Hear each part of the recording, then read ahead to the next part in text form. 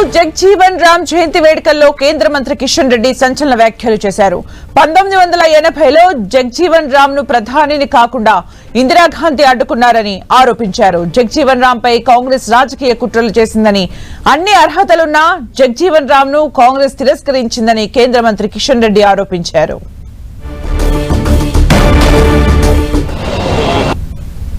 వారు 77లో జనతా పార్టీలో చేరి మొరార్జీ దేశాయ్ ప్రధానమంత్రిగా ఉన్నప్పుడు వారు కేంద్ర మంత్రిగా పనిచేశారు. శ్రీమతి ఇందిరాగాంధీ యొక్క కాంగ్రెస్ పార్టీ ప్రభుత్వం యొక్క ప్రజాస్వామ్య వ్యతిరేక విధానాలకు, అత్యవసర పరిస్థితి వ్యతిరేకంగా పోరాటం చేసి కాంగ్రెస్ తో విభేదించి ఇందిరాగాంధీ గారి యొక్క నియంతృత్వపు ఆలోచనలకు వ్యతిరేకంగా వారు కాంగ్రెస్ పార్టీని వదిలిపెట్టి 77లో జనతా పార్టీలో చేరడం జరిగింది. ఈ దేశ ప్రధానమంత్రిగా జనతా పార్టీ, భారతీయ జనతా పార్టీ ప్రతిపాదించి 1980లో వారిని ప్రధానమంత్రి అభ్యర్థిగా పోటీకి రంగంలో దింపడం జరిగింది.